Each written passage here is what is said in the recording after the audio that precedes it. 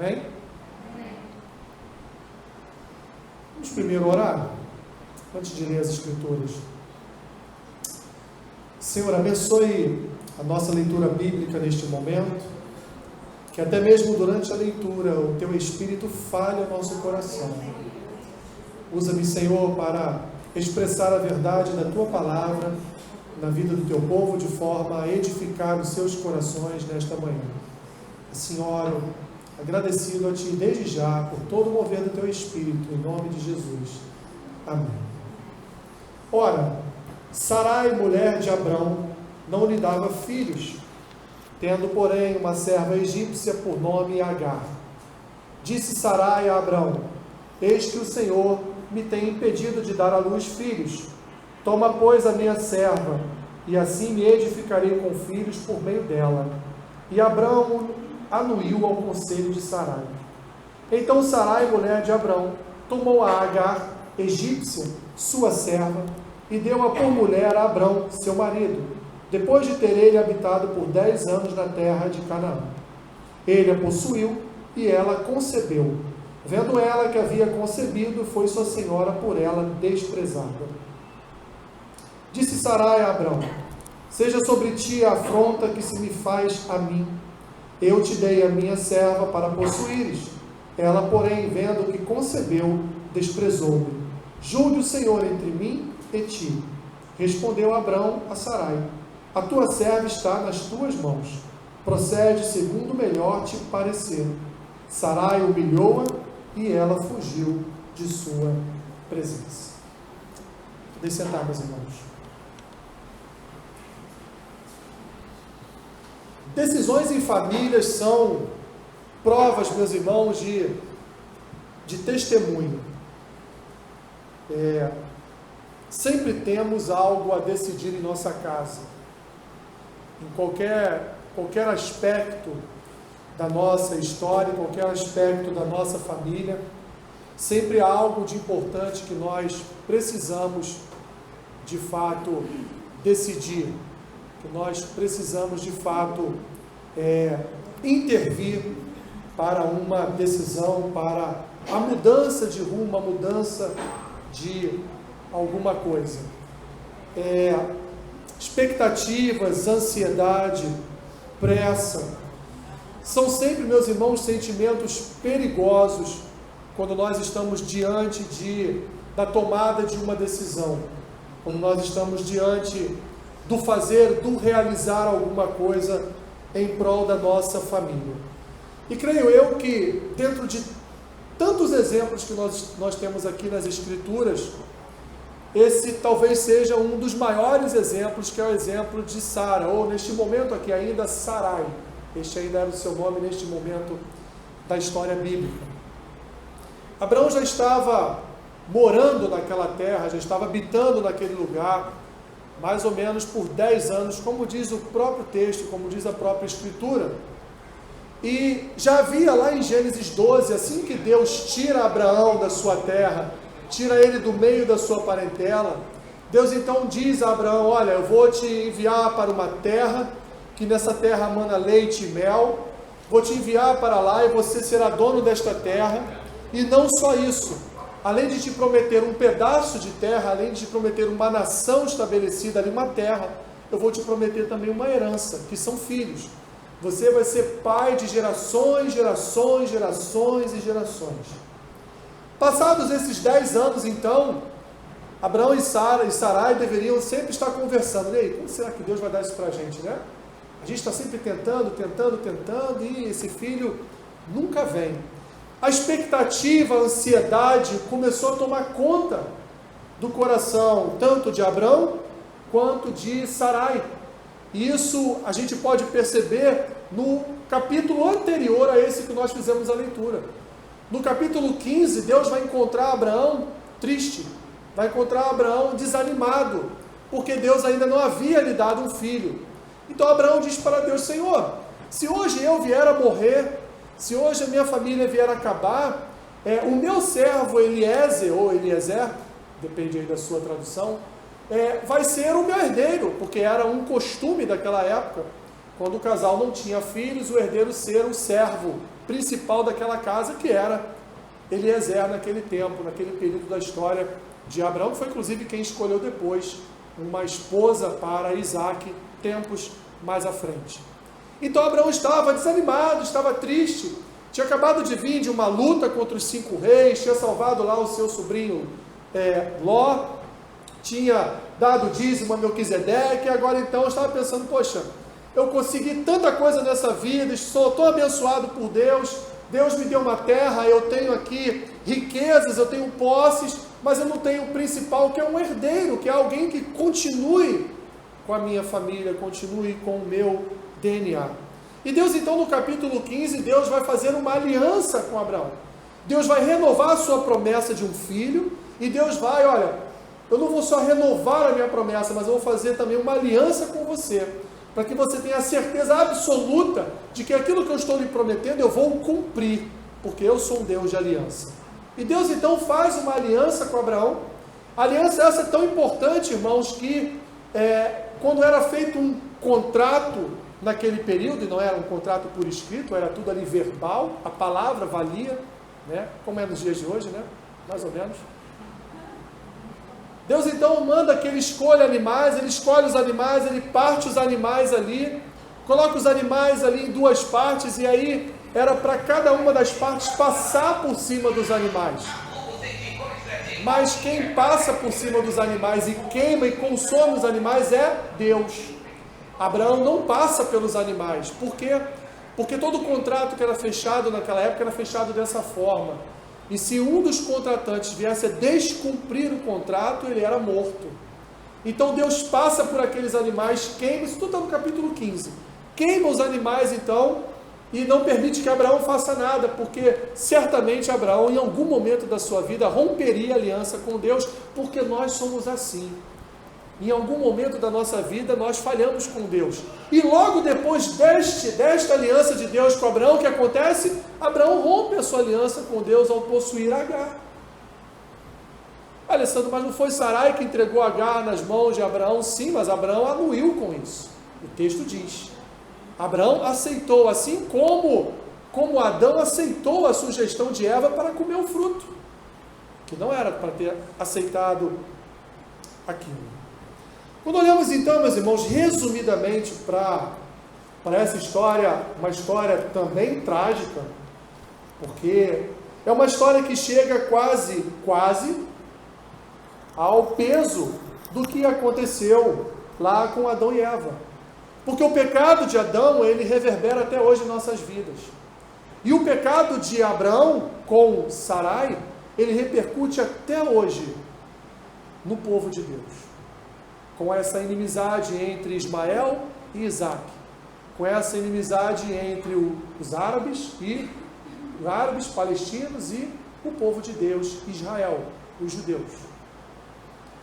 Nós olhando para essa história, meus irmãos, nós podemos aqui perceber algumas coisas que nós podemos extrair e não fazer da mesma forma na nossa casa. Não fazer da mesma forma em nossa própria família. E por isso que é muito bom ler as Escrituras. Porque as Escrituras são fontes de conselho para todas as áreas da nossa vida. Principalmente aquilo que concerne as nossas famílias. Olhando então para esta família, olhando aqui para Abraão e Sarai, eu vou chamar de Abraão e Sara porque é mais fácil, né? E você vai entender exatamente quais são os personagens daqui. O que nós não podemos, meus irmãos, fazer quando nós iremos ou vamos tomar decisões importantes para a nossa casa, para a nossa família, como foi essa decisão que Sara tomou aqui neste momento, de forma equivocada, porque já havia uma promessa sobre esta família. Em primeiro lugar, olha o que diz o versículo 2. Disse Sarai a Abrão: eis que o Senhor me tem impedido de dar à luz filhos. Deus tem impedido ela de dar à luz filhos, é o que ela diz para Abraão: Abraão, eu não aguento mais, eu estou sentindo que a mão de Deus está segurando o meu ventre e não está permitindo que eu venha gerar filhos para a nossa família. Primeira coisa que nós não devemos fazer, meus irmãos, é culpar a Deus por nossa situação. E engraçado, porque é como se quase fosse uma regra em nossa vida. A gente, em primeiro lugar, sempre tende a culpar Deus. Eu estou passando por isso porque Deus quer, estou passando por isso porque foi assim que Deus fez. Mas a gente não fala com temor. A gente não fala, não, se eu estou nessa situação agora, é porque o Senhor tem permitido. É porque tem sido o propósito do Senhor, é porque o Senhor tem algo a me ensinar, tem alguma disciplina está sendo aplicada na minha vida neste momento. Deus está me ensinando aqui nesse caso a ser temperante, a ser paciente, a ser longânimo. Havia um ensino de Deus, havia algo que Deus estava fazendo naquela família. Deus estava ensinando eles a esperar. Deus estava ensinando eles a ter paciência. Deus estava ensinando eles a confiar na palavra de Deus, a confiar na aliança do Senhor, a confiar nos propósitos eternos de Deus para aquela família. Era isso que Deus estava ensinando àquela família. Mas Sara não compreendeu. Sara achou que estava de alguma forma sendo punida por Deus. Sara entendeu que de alguma forma ela estava ali sendo impedida pelo Senhor de ter o seu filho. Ora, mas Deus já havia prometido o filho. Por que Deus impediria? Era uma coisa momentânea, era uma coisa circunstancial. E quantas vezes, meus irmãos, passamos por circunstâncias, momentos circunstanciais em nossas vidas e que nós não suportamos, não aguentamos, a ansiedade toma conta, a expectativa estabelece um trono no nosso coração, domina as nossas ações e nós começamos a dizer, é Deus, mas de uma forma a culpar o Senhor. É Deus que não quer, é Deus que não faz, a culpa é do Senhor. E isso não é bom por quê? Porque quando nós culpamos a Deus, meus irmãos, nós estamos então começando a seguir um caminho que não é mais o caminho de Deus. Porque quando eu culpo Deus, eu separo, eu afasto, eu me torno uma pessoa longe da presença do Senhor e começo a pensar, começo a querer realizar a minha própria vontade, a seguir o meu próprio caminho, a seguir os meus próprios planos.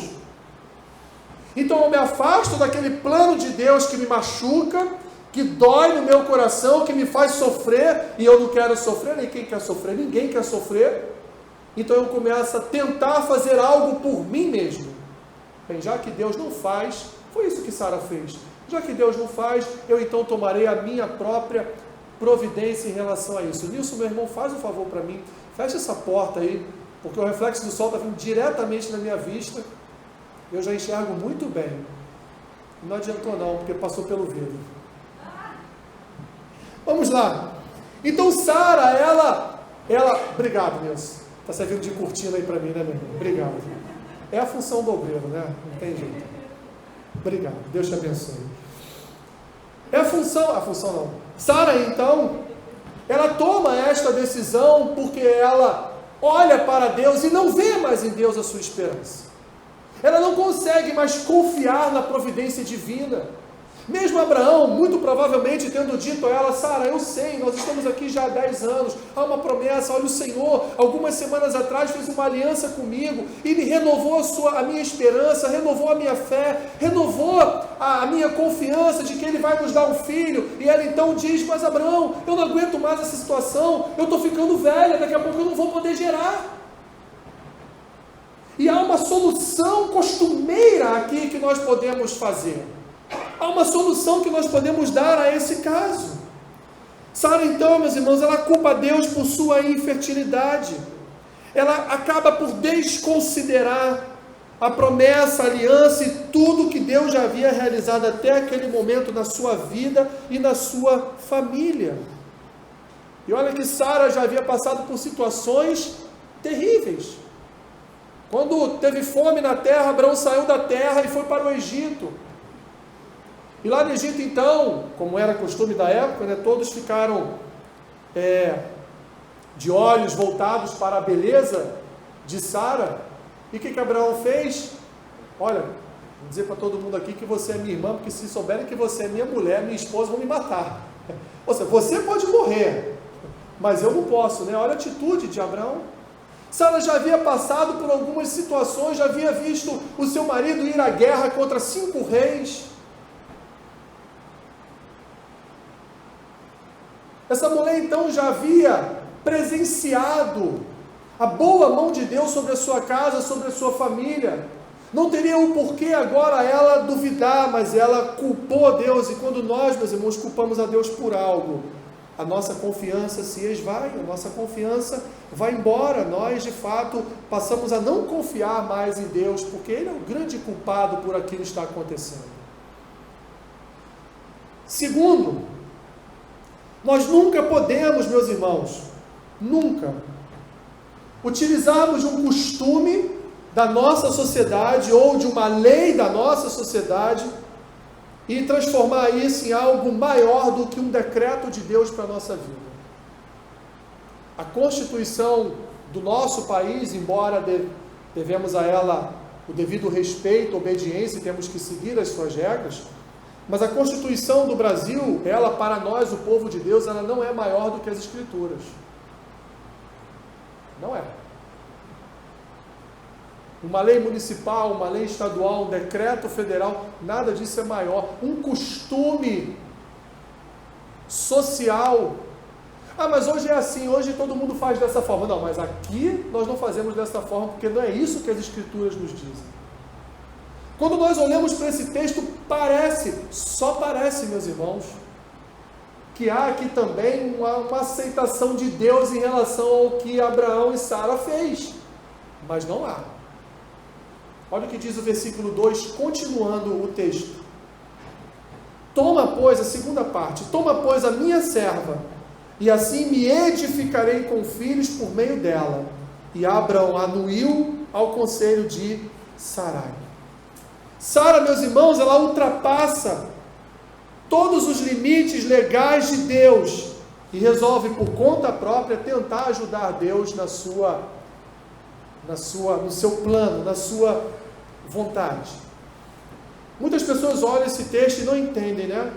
Por que naquele período, se a mulher tivesse uma serva e fosse infértil, ela poderia entregar a sua serva ao seu marido possuía essa serva, o filho dessa serva seria então o filho da sua senhora. Isso era um costume dos povos pagãos naquele período. Isso foi descoberto muitos anos atrás, né, em placas que foram achadas naquela região, chamadas placas de Luso. E nessas placas estavam descritos alguns costumes pagãos, e dentro destes costumes pagãos estava lá exatamente esta mesma história. Uma escrava era obrigada, por sua senhora, a coabitar com o marido da sua senhora, e se viesse a gerar filhos, esses filhos seriam da sua senhora. Uma espécie de barriga de aluguel, uma espécie de adoção. Como o sábio Eclesiastes diz, não há nada de novo debaixo do sol. Quando nós começamos a ver no mundo todo essa questão da barriga de aluguel, que existe até hoje, isso nada mais, nada menos é do que essa própria história aqui. Utilizar-se de uma pessoa, de uma outra pessoa para gerar um filho para si. É isso, essa é a história. Isso era costume daquele período, um costume que Sara observou, tomou para si, utilizou ali na sua casa, na sua família. Mas era um costume de outro povo, de um povo pagão, não era um costume desse novo povo de Deus que estava surgindo ali na família de Abraão. Deus então, meus irmãos, ele evidentemente não concorda. Ele, assim, de forma diferente de Abraão, ele não vai anuir com esta ideia, com esta perspectiva de Sara. Quem deveria nesse momento fugir desta ideia seria Abraão, mas ele não fez, ele aceitou. Evidentemente, o homem agora ele não teria só uma mulher, ele teria duas, igual Jacó. Ele agora não teria só a Sara, ele agora teria também Agar, porque Agar, coabitando com ele, seria transformada em uma das suas mulheres, ou que chamamos de concubina. Sara seria sua esposa e Agar seria sua concubina. Qual foi o resultado disso, meus irmãos? Em primeiro lugar, Deus, Ele não precisa dos nossos planos para que os planos dele sejam cumpridos. Ele não precisa. Ele não precisa da nossa ajuda para que a vontade dele seja cumprida. Ele não precisa. Deus estabelece um caminho para cada um de nós. O caminho está lá, está estabelecido. Várias vezes nós vamos tentar sair desse caminho, mas Deus de alguma forma vai nos conduzir novamente à direção e ao passo e à estrada e à rua e na direção desse caminho que Ele quer. Porque a vontade de Deus, meus irmãos, ela é muito melhor e maior do que a nossa própria vontade. Sabe por quê? Terceira questão que nós temos que pensar quando vamos tomar uma decisão em nossa casa. A nossa vontade nunca é boa. Nunca.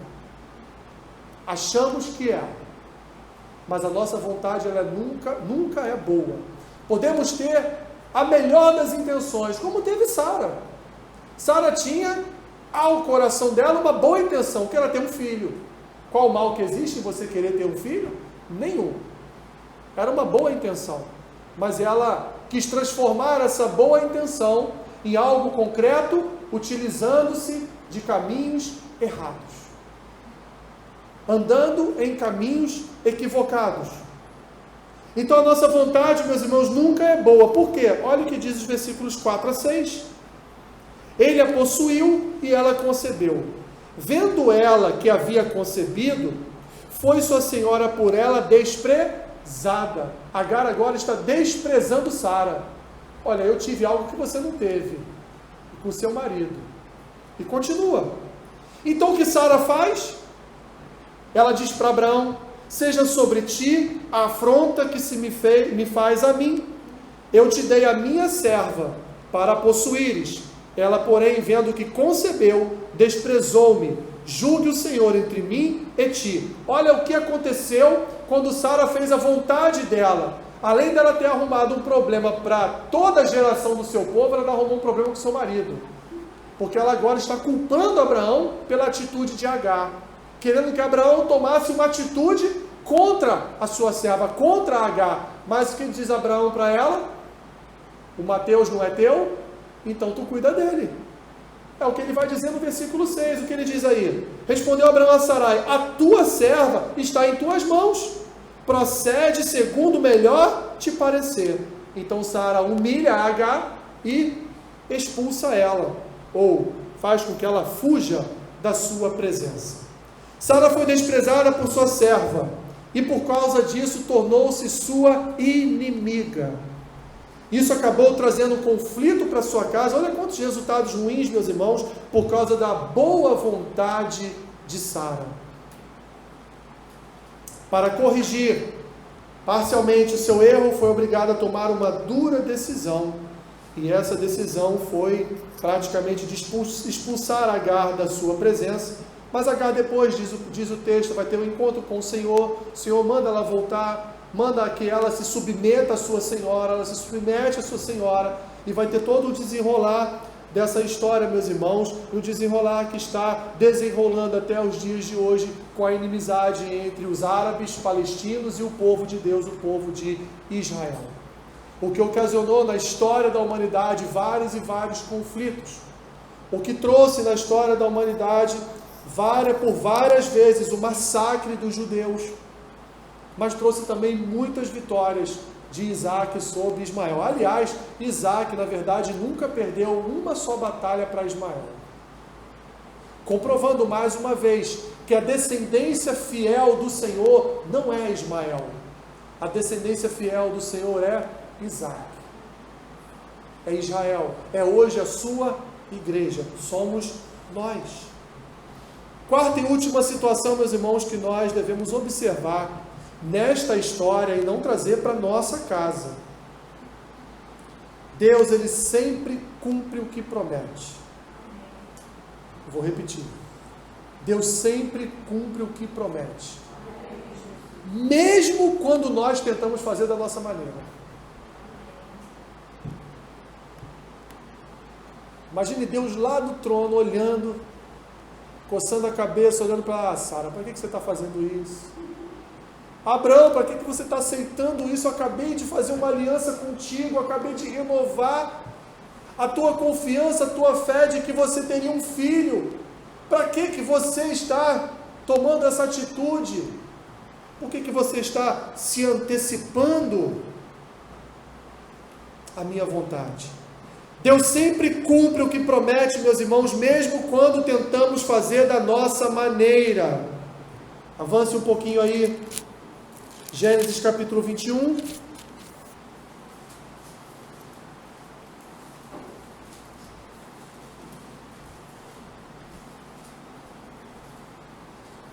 Gênesis 21 diz: visitou o Senhor a Sara, como lhe dissera, 1 ano atrás. E o Senhor cumpriu o que lhe havia prometido. Sara concebeu e deu à luz um filho, a Abrão, na sua velhice, no tempo determinado de que Deus lhe falara. Ao filho que lhe nasceu, que Sara lhe dera à luz, pôs Abrão o nome de Isaque. Abrão circuncidou seu filho Isaque, quando este era de 8 dias, segundo Deus lhe havia ordenado. Tinha Abrão 100 anos, quando lhe nasceu Isaque, seu filho. E disse Sara: Deus me deu motivo de riso, e todo aquele que ouvir isso vai rir-se juntamente comigo. E acrescentou: quem teria dito a Abraão que Sara amamentaria um filho? Pois na sua velhice lhe dei um filho. Deus cumpre, meus irmãos, aquilo que Ele promete, mesmo quando nós tentamos nos intrometer na vontade de Deus, tentamos fazer a nossa vontade, sobrepujar com a nossa vontade a vontade de Deus. Meus irmãos, a planta de Deus nunca é substituída pela nossa, porque a arquitetura de Deus é perfeita, a nossa não é. Deus constrói histórias e prédios que não caem. Deus edifica casas fortalecidas, mas nós não. Nós não. Podemos fazer ou extrair daqui desse texto algumas aplicações para a nossa vida, embora dentro do próprio texto aqui nós já trabalhamos com algumas, né? Daquilo que nós não devemos fazer quando vamos tomar algumas decisões. Meus irmãos, se você está a ponto de tomar uma decisão na sua casa, pense numa coisa: Deus tem um controle da sua história. Ele tem um controle sobre todas as coisas. Não há nada no mundo que fuja do controle de Deus. Ah, mas na história nós vimos Hitler, Mussolini, Mao Tse Tung. Poxa, Alessandro, vimos a Babilônia, vimos os assírios, vimos nações tão cruéis, vimos Jerusalém 70 anos depois do nascimento de Cristo ser destruída,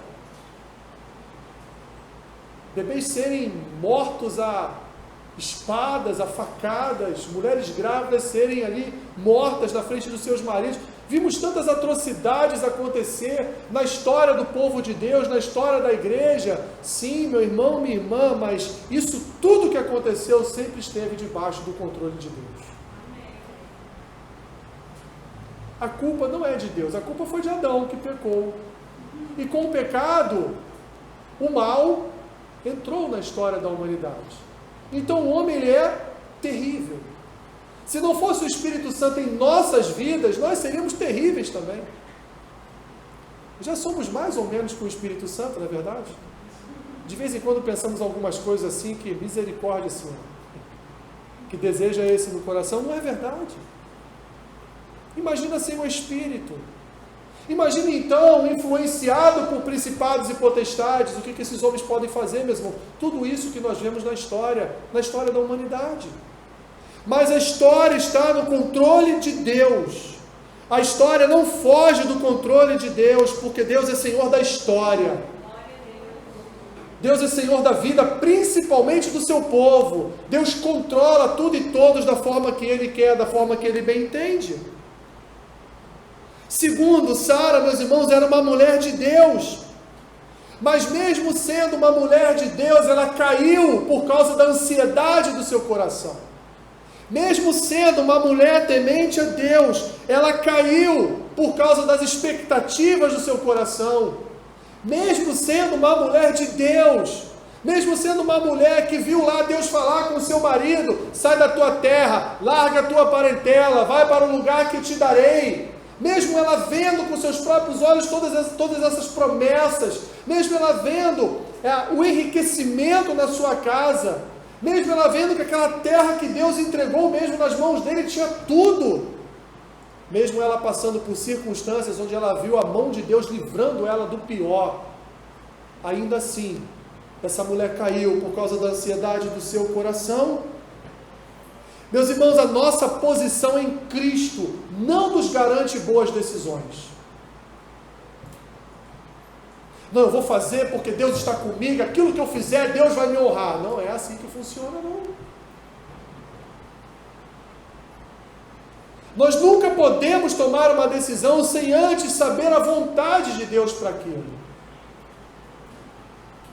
E se acontecer com você o que está acontecendo, o que aconteceu com Sara, de passar esses 10 anos sem obter uma resposta, ainda assim não faça nada até Deus dar a resposta. 25 anos depois Deus deu a resposta, Isaac. Nossa, Alessandro, 25 anos. 25 anos.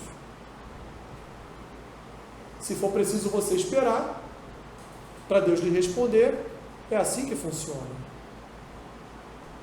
Terceiro, uma decisão errada, meus irmãos, ou seja, uma decisão que tomamos fora da vontade de Deus, fora do plano de Deus, vai gerar para nós problemas, vai gerar para nós consequências. E as consequências são as piores possíveis. Quais foram as consequências do pecado de Sara e de Abrão? A consequência está aí até hoje. Irmãos que se matam. Irmãos que se matam. Irmãos de mães diferentes, mas do mesmo pai, que se matam. Que se odeiam. Que não se suportam. Porque cada um deles acha que aquela herança, aquela terra, aquele lugar é dele. Não, de fato é de Isaac, não é de Ismael. Mas Ismael tem um pedaço dessa terra lá.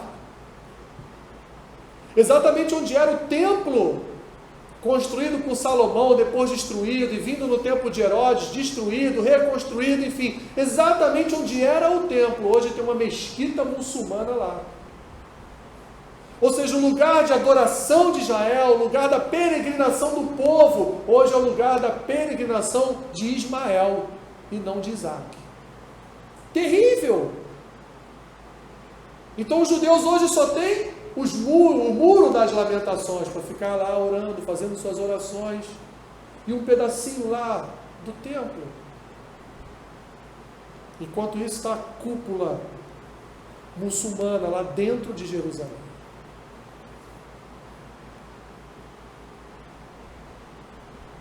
Quarto, meus irmãos, a igreja, nós somos a geração de Isaac.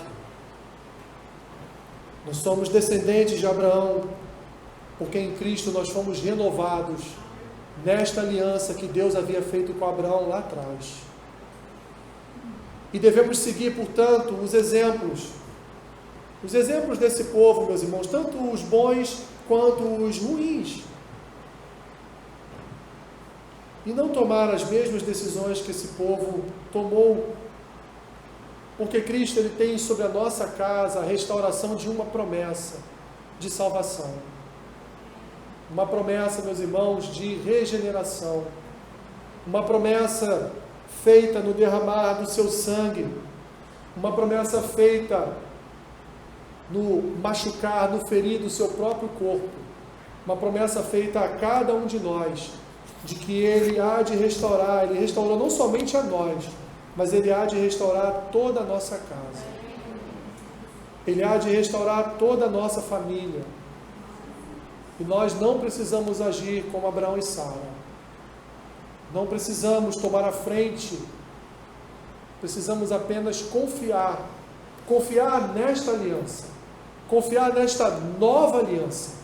Nova aliança que o próprio Senhor Jesus vai dizer lá, enquanto estava comendo e bebendo com os seus discípulos a Páscoa, ele vai dizer: uma nova aliança feita pelo meu sangue. E não sangue de animais, não mais sangue de animais, mas o sangue agora do Cordeiro Pascal, o sangue agora do Senhor dos Senhores, do Rei dos Reis, daquele que é Deus e desceu do céu para entregar a sua vida no madeiro e derramar o seu sangue para servir de selo, sinal dessa sua nova aliança com a nossa vida. Nós hoje então temos em nós a marca de Cristo, a circuncisão do Senhor em nós, que é o seu sangue aspergido em nossas vidas. Então nós não precisamos, meus irmãos, nos antecipar a Deus, não precisamos ajudar a Deus, não precisamos tomar o lugar de Deus, não precisamos fazer aquilo que é Deus que vai fazer, porque não é você que salva, é Deus que salva. Não é você que vai empurrar a sua família para uma salvação, é o Espírito que vai conduzir. Não é você que vai convencer o seu marido, o seu filho, ou seja lá quem for, de que ele é um pecador e precisa de Cristo. É o Espírito Santo de Deus que vai convencer.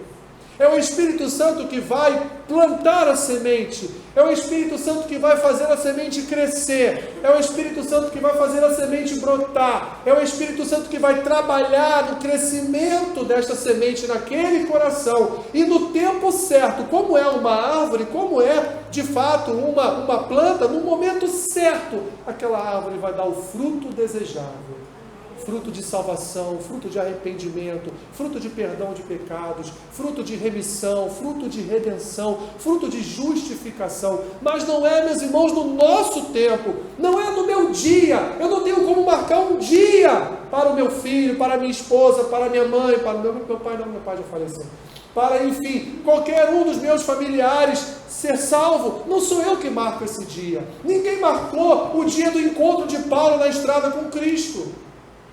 Ninguém marcou o dia que Abraão encontrou o Senhor antes lá de Gênesis capítulo 12, Gênesis capítulo 11. Abraão era um idólatra, toda a sua família era um idólatra. A cidade de Ur dos Caldeus, onde vivia Abraão, era ali o centro de adoração à deusa Lua e tantos outros deuses pagãos. Abraão estava lá com a sua família adorando ao paganismo. Quando Deus então o chama e diz: olha, eu sou Deus, eu sou verdadeiro. Esses aí que você fala, nunca falaram com você, mas eu estou falando. Sai da tua terra, deixa a tua parentela, vai para a terra que te mostrarei. E Abraão fez o quê? Duvidou? Não, largou todo mundo. Só levou seu sobrinho e sua esposa e foi para a terra que Deus mandou. Nós somos esse povo, meus irmãos. Para onde Deus nos mandar, nós vamos. O que Deus falar, nós fazemos. E Deus tem uma promessa para a nossa casa. Uma promessa de salvação. Então apenas creia. Eu sei, a ansiedade bate forte no coração, está demorando demais. Tem dias que parece noite, né? Tem dia que você olha e fala assim: eu acho que nem Deus dá jeito não. Mas dá sim. Deus dá jeito em qualquer um. Não existe coração nesse mundo que seja tão duro para que o Espírito Santo não consiga quebrantar, que o Espírito Santo não consiga entrar, que o Espírito Santo não consiga fazer ouvir a voz dele. Então apenas creia, olhe para essa história, para que você não siga o exemplo de Sara e de Abraão e tome decisões precipitadas na sua vida por causa de tempo. O tempo pertence a Deus. Viva, como disse Jesus, viva cada dia o seu próprio mal. Porque todos os dias são maus. E creia que um dia você verá a sua família entrando pelas portas de uma igreja. Um dia você verá a tua descendência entrando pelas portas de uma igreja.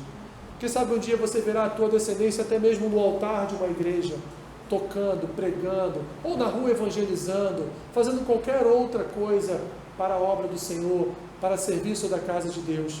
Basta apenas você confiar e não se precipitar em tomar decisões que sejam decisões contrárias à vontade do Senhor.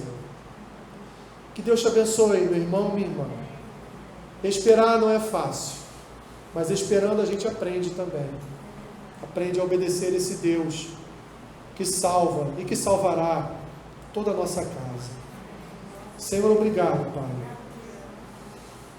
Obrigado por Tua palavra que nos ensina, nos instrui, nos orienta ao melhor caminho que devemos seguir. Obrigado, Pai, porque essas histórias nos ensinam, nos disciplinam, essas histórias nos mostram, Pai, quem é o Senhor. E Tu és o Deus da salvação. Tu és o Deus, Senhor, que alimenta o nosso coração de esperança, de fé, de confiança, de que Teu Espírito Santo realizará a Tua boa obra em nossa casa. Abençoe as famílias, Senhor, dos meus irmãos, e que eles possam levar esta palavra como uma boa semente nos seus corações. Em nome de Jesus. Amém.